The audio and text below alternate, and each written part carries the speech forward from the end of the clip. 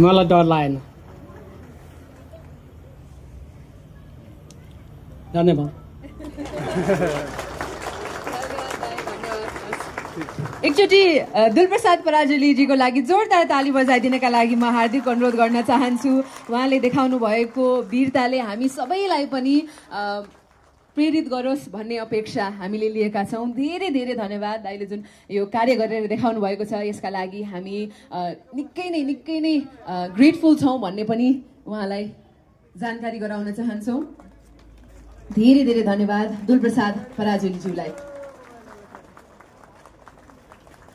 22 वर्ष अगाडि as a labour उहाँले भाटबटिनीको निर्माणमा आबद्ध हुनुभएको थियो र त्यसपछि आफ्नै इच्छाले उहाँले सिक्युरिटी गार्डको कामलाई अपनाउनु भयो र उहाँले पनि बताउनु भयो कसरी 22 वर्ष एउटै संस्थासँग आबद्ध भएर उहाँले आफ्नो बच्चा-बच्ची पढाउनु भएको छ, आफ्नो जीवनलाई परिवर्तन गर्नुभएको छ। यसले पनि देखाउँछ कुनै पनि काम ठुलो सानो हुँदैन। तपाईँ निष्ठापूर्वक मेहनतपूर्वक कुनै पनि काम गर्नुहुन्छ भने तपाईँले आफ्नो भाग्य आफै अवश्य पनि परिवर्तन गर्न सक्नुहुन्छ। उहाँको